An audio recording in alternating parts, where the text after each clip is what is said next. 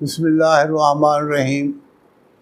ناظرین، آج ہم آپ کے سامنے ایک ایسی شخصیت کا ذکر کریں گے جو دنیا کے مذاہب میں ایک اہم مذہب کی نمائندہ شخصیت ہے۔ میری مراد زرتشت ہے یا زرتشترا۔ زرتشترا says in his book Avesta, I have brought you the light، کہ میں آپ کے پاس ایک روشنی لے کے آیا ہوں۔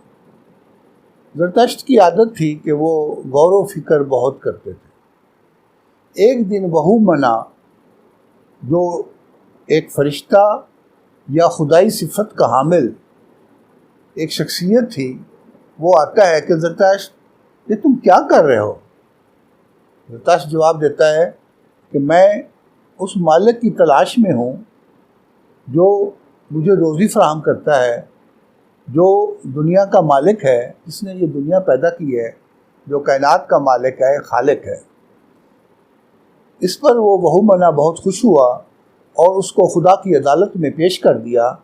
اب زرتشت خدا کی عدالت میں کھڑا ہے اور التجائیں کر رہا ہے کہ یا اللہ، مجھ پر رحم فرما، مجھ پہ کرم فرما، مجھے اپنے مقرب بندوں میں شامل فرما۔ اس کی دعا قبول ہو گئی۔ تو زرتشت ایسے علاقے میں پیدا ہوا جو اس وقت ایران کا حصہ تھا، آذربائیجان۔ میں تھوڑا سا بیک گراؤنڈ بھی آپ کو بتا دوں کہ وسط ایشیا کا علاقہ ایک زرخیز علاقہ ہے جس میں آذربائیجان بھی شامل ہے۔ یہ آریہ آج سے 900 قبل مسیح یا بعض کے نزدیک 800 قبل مسیح یہ وسط ایشیا سے چلے اور ایران سے ہوتے ہوئے یہ ہندوستان تک پہنچ گئے۔ میں نے آپ کو پہلے ہندو مت میں جب ہم بات کر رہے تھے بتایا تھا کہ یہ وسط ایشیا کے باشندے آریہ، ایران میں بھی کچھ لوگ رہتے۔ ایران میں بھی 2 جگہوں کو انہوں نے خصوصی طور پر اپنا مسکن بنایا۔ ایک وہ جگہ جو میڈیا کہلاتی ہے، کوہ زاغروس کے علاقے میں ایک علاقہ میڈیا، یہیں سے میڈیا، ماد، میگ، یہ الفاظ جو ہیں وہ سامنے آتے ہیں اور یہ لوگ مجوسی کہلائے۔ یہ پہلے کی باتیں ہیں، زرتشت سے پہلے کی باتیں ہیں۔ اس کے بعد یہ لوگ آگے قدیم فارس میں آ جاتے ہیں، جس کو پارس بھی کہا گیا، فارس بھی کہا گیا، اور پارس سے یہ لوگ پارسی کہلائے۔ اور فارس یعنی فارسی بولنے والے، تو یہیں سے فارسی کی جو ابتدا ہوتی ہے اور یہیں سے یہ پارسی لوگ۔ تو جب زرتشت پیدا ہوا تو یہ 2 مذہب، مجوسیت اور پارسیت، یہاں پہ پہلے سے موجود تھے، اور بعض کے نزدیک تو مزدقیت بھی یہاں موجود تھی، جو کہ الہادی ذہن رکھنے والے لوگ تھے۔ تو زرتشت کو انہوں نے قبول نہیں کیا، زرتشت پر بڑے ظلم و ستم کیے۔ کہتے ہیں زرتشت کو انہوں نے ایک دفعہ بھیڑیوں کے غلے کے اندر ڈال دیا، لیکن خدا کی حکمت کہ بھیڑیے زمین میں دھنس گئے اور اس میں غار تک نہ پہنچ سکے۔ اور ایک بات یہ بھی بتائی جاتی ہے کہ انہیں جانوروں کے جو ریوڑ ہوتے ہیں، جو گلے ہوتے ہیں، بے شمار جب جانور چلتے ہیں تو ان کے نیچے ڈال دیا۔ کہتے ہیں وہاں بھی خدا کی حکمت کہ ایک گائے آئی اور آپ کے اوپر کھڑی ہوگی اور آپ بچ گئے۔ اسی طریقے سے آپ کو کہتے ہیں آگ میں ڈال دیا گیا اور یہ آگ میں کھیلتے نظر آئے۔ تو حضرت ابراہیم علیہ السلام سے آپ یہاں ان کی مشابہت دے سکتے ہیں۔ تو انبیاء، بے شمار انبیاء سے ان کی باتیں جو ہیں مشابہت رکھتی ہیں۔ مثلا حضرت یونس علیہ السلام سے بھی ان کی ایک بات مشابہت ہے کہ انہوں نے بڑا عرصہ تبلیغ کی میڈیا کے علاقے میں، لیکن بہت کم لوگ اس کی باتوں پہ ایمان لائے۔ صرف کہتے ہیں ایک بندہ وہاں پہ ان کی باتوں پہ ایمان لائے، تو وہاں سے یہ نکل گئے، فرار ہو گئے، اور بعد میں آ کر یہ پارس کے علاقوں میں یہاں آ کر انہوں نے تبلیغ کی۔ یہاں کا جو اس وقت حاکم وقت تھا، اس نے زرتشت کو اپنے پاس بلایا اور اس کی باتوں کو سنا، تو اسے یقین ہو گیا کہ زرتشت کوئی الوہی صفات یا پیغمبرانہ صفات رکھنے والی شخصیت ہے، تو اس پر اس نے اس کو اپنے ہاں جگہ دی، یوں یہ زرتشت ایران میں پھیل گیا۔ تو یہ مذہب کی جو عقائد ہیں، ان میں ایک تو خدائے خیر کی بات ہے اور خدائے شر کی بات ہے۔ ویسے بنیادی طور پر تو زرتشت موحد ہی ہمیں نظر آتا ہے، اور اس میں بعد کی جو تعلیمات ہیں اس میں جو اینگلو مینو کا جو تصور تھا، اس سے پہلے اہورا مزدا یعنی خدا، اور اینگلو مینو یعنی شیطان، یا خیر خدائے خیر یا خدائے شر، یعنی دو خداؤں کا عقیدہ جو ہے اس مذہب کی پہچان بن گیا۔ اللہ تبارک و تعالیٰ نے قرآن مجید میں اس عقیدے کی نفی کی ہے، جیسے تین خداؤں کے عقیدے کو اللہ نے رد کیا ہے، اور اسی طرح دو خداؤں کا عقیدہ جو صلبیت کہلاتا ہے اس کو بھی رد کیا ہے۔ فرمایا لا تتخذوا الہین اثنین، دو خدا نہ بناؤ، خدا تو ایک ہی ہے۔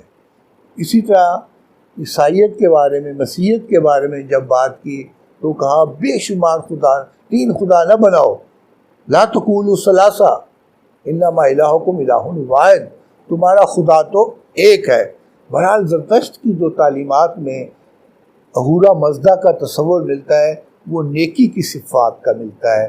وہ خدا اسلام کے خدا کی طرح کریم ہے، عادل ہے، سمیع ہے، علیم ہے، وہ جاننے والا ہے، وہ پیدا کرنے والا ہے، وہ روزی دینے والا ہے، وہ مالک ہے، وہ خالق ہے، وہ ابدی ہے، وہ شروع سے ہے، وہ آخر تک ہے۔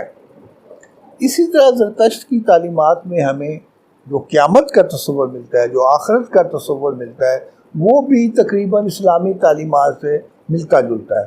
مثلا اسلام میں پل صراط کا ذکر ہے، تو زرتشت کے مذہب میں بھی ایک پل کا ذکر ہے جس کو چنوٹ یا چنیوٹ کہتے ہیں۔ بلکہ اکثر میں سوچتا ہوں کہ آپ کے فیصل آباد کے ساتھ جو شہر آگے سرگودا کی طرف جاتے ہوئے ایک چنیوٹ آتا ہے، تو اب تو یہ چنیوٹ بہت پھیل گیا ہے، تو پہلے اس کے ساتھ ہی ایک پل بنا ہوا تھا، تو غالباً اس پل کو چنیوٹ کہا جاتا تھا، جس کی نسبت سے یہ شہر جو ہے چنیوٹ کہلایا۔ تو وہ ایک پل صراط کے ساتھ ساتھ زرتشت کے ہاں چنیوٹ کا تصور ہے۔ اس تصور کا مطلب یہ ہے کہ جو نیک ارواح ہوں گی وہ اس پل یعنی چنیوٹ پر سے گزرتی ہوئی آگے اینگلو مینو کے پاس پہنچ جائیں گی، اور جو ارواح کمزور ہوں گی یا ان کے اعمال درست نہیں ہوں گے وہ دوسری طرف اینگلو مینو کی سرکردگی میں چلے جائیں گی۔ تو اس طرح ان کے ہاں ایک قیامت کا ذکر ہے، جس طرح اسلام میں امام مہدی کے آنے کا ایک تصور ہے، اسی طرح زرتشت میں بھی سوشیانت اس کو کہا گیا ہے کہ ایک ایسا شخص آئے گا جو تمہارے لیے تمہاری مشکلات کو جو ہے دور کر دے گا۔ تو یہ مذاہب کے جو لکھنے والے ہیں، تاریخ مذاہب کے لکھنے والے جو ہیں، وہ لکھتے ہیں کہ زرتشت مذہب کی بیشتر تعلیمات جو ہیں وہ اسلام سے میل کھاتی ہیں، لیکن کیونکہ مجوسیت اور پارسیت کے کچھ عقائد اس میں داخل ہو گئے تھے، جس کی وجہ سے یہ مذہب اپنی جو ہے وہ پہچان نہ رکھ سکا جو زرتشت نے دی تھی۔ بہرحال ان کے ہاں عبادت کے طور پر آگ جلائی جاتی ہے۔ اچھا، یہاں میں یہ بھی بتاتا چلوں کہ ہندو مت میں بعض چیزیں ایسی ہیں جو زرتشت مذہب سے ملتی جلتی ہیں، یا زرتشت مذہب سے جو پہلے کا ماحول تھا اس سے ملتی ہیں۔ مثلا ایران میں متھرا دیوتا کی جو ہے وہ پرستش کی جاتی تھی، ہندوستان میں اسی دیوتا کو متھرا کہا گیا۔ اسی طریقے سے جس طرح ہندوستان میں ذات پات کا رواج تھا، اسی طرح ایران میں بھی ذات پات کا رواج تھا۔ اسی طرح جو پروہت کا نظام تھا، یعنی ہندوستان میں جس طرح برہمن کو اہمیت حاصل تھی، اسی طرح زرتشت میں بھی مغ ایک مذہبی شخصیت تھی، اس کو حاصل تھی۔ اب یہ کیوں تھا یہ آپ اچھی طرح سمجھتے ہوں گے، میں نے شروع میں جیسے بتایا ہے کہ آریہ جو آئے تھے وہ کچھ لوگ ایران میں رہ گئے اور کچھ لوگ ہندوستان میں آ گئے، کیونکہ ان کے عقائد سیم تھے، لہذا وہ چیزیں ایران میں جو تھی وہی قدیم ہندوستان میں تھی۔ مثلا آگ کی پرستش کی جاتی تھی زرتشت کے ہاں ایران میں، اسی طرح اگنی دیوتا جو ہندوستان میں ایک بڑا مشہور دیوتا ہے، آگ کا دیوتا جو ہے وہ مشہور ہوا۔ اسی طریقے سے ایران میں بھی شروع میں بے شمار خداؤں کا تصور تھا، جو آپ وید میں دیکھتے ہیں۔ تو اگر آپ ریگ وید کے منتر پڑھیں یا اوستا میں گاتھا کی کچھ باتوں کو پڑھیں تو وہ تقریباً سملیرٹی شو کرتی ہیں۔ بہرحال زرتشت کے ہاں خیر اور شر کا تصور جو ہے ایک بڑی اہمیت اختیار کر گیا ہے، اور زرتشت کہتا ہے یہ خیر اور شر ہمیشہ برسر پیکار رہیں گے، لیکن قرب قیامت میں خیر کو فتح ہوگی۔ اگر ہم اس کا تقابل اسلام سے کریں تو اسلام میں بھی خیر اور شر کا نظریہ پایا جاتا ہے۔ نیکی اور بدی متصادم ہیں، دنیا میں بھی، آفاق میں بھی اور انفس میں بھی۔ جب انسان اپنے اندر دیکھتا ہے تو ہم ہمیشہ ایک کشمکش میں رہتے ہیں۔ نیکی اور برائی آپس میں گتھم گتھا رہتی ہے۔ کچھ خیال ہمیں نیکی کی طرف آمادہ کرتے ہیں، کچھ برائی کی طرف آمادہ کرتے ہیں۔ تو خیال جو ہے یہ بھی زرتشت کے ہاں ایک بڑی اہمیت کا حامل ہے۔ جب ہم اس کی اخلاقی تعلیمات کا جائزہ لیتے ہیں تو زرتشت کہتا ہے کہ اپنے خیال کو نیک بناؤ، کیونکہ خیال پہ ہی آپ کے اعمال کی بنیاد ہے۔ اگر اچھا خیال ہوگا تو آپ اچھا عمل کریں گے، اگر آپ کا اچھا خیال نہیں ہوگا تو آپ اچھے عمل نہیں کریں گے۔ اسی طرح زرتشت کی اخلاقی تعلیمات میں محنت کا ذکر ہے، جیسا اسلام میں القاسب و حبیب اللہ محنتی اللہ کا دوست ہے، اسی طرح زرتشت مذہب میں بھی کھیتی باڑی پہ توجہ دی گئی ہے کہ انسان کو محنت کرنی چاہیے۔ تو باقی جو جتنی بھی تعلیمات ہیں جس میں ڈاکہ زنی ہے، چوری ہے، اسی طرح دیگر ایسی چیزیں ہیں جو معاشرت کے لیے تباہی کا باعث بنتی ہیں، تو زرتشت ان چیزوں سے منع کرتا ہے۔ اسلام بھی منع کرتا ہے، زرتشت بھی منع کرتا ہے۔ تو اگر ہم زرتشتی تعلیمات کا اسلام کی تعلیمات سے اخلاقی تعلیمات کا موازنہ کریں تو اس میں بھی آپ کو بہت سی مشابہت نظر آئے گی۔ بہرحال زرتشت کے ہاں جو انسان کو مرنے کے بعد جو اس کے ساتھ کرتے ہیں وہ ایک بڑے بڑے اونچے مچان بناتے ہیں، بڑے بڑی اونچے وہ جگہیں بنائی جاتی ہیں جہاں پہ وہ لاش کو چھوڑ دیتے ہیں۔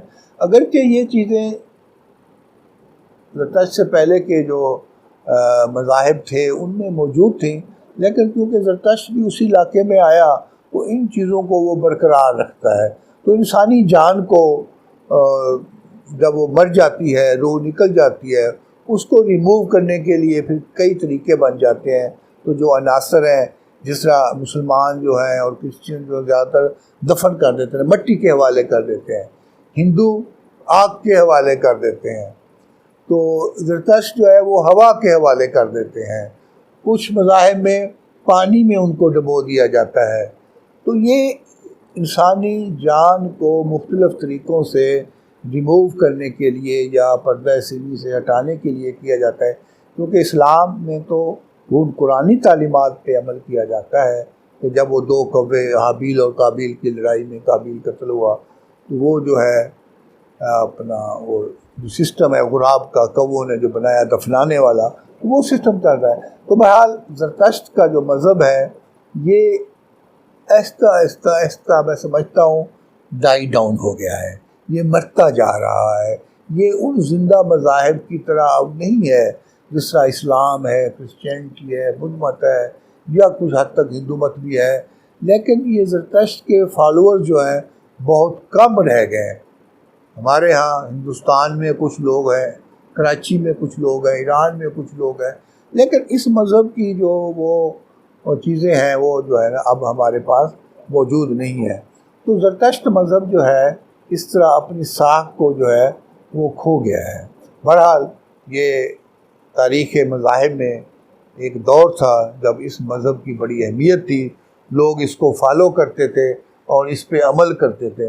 تو زرتشت جو ہے یہ ایک ایسی شخصیت ہے جس کے بارے میں بعض لوگ کہتے ہیں کہ یہ پیغمبر تھا، لیکن ہمارے پاس ایسا کوئی ثبوت نہیں ہے کہ ہم اس کو پیغمبر ڈکلیئر کر دیں۔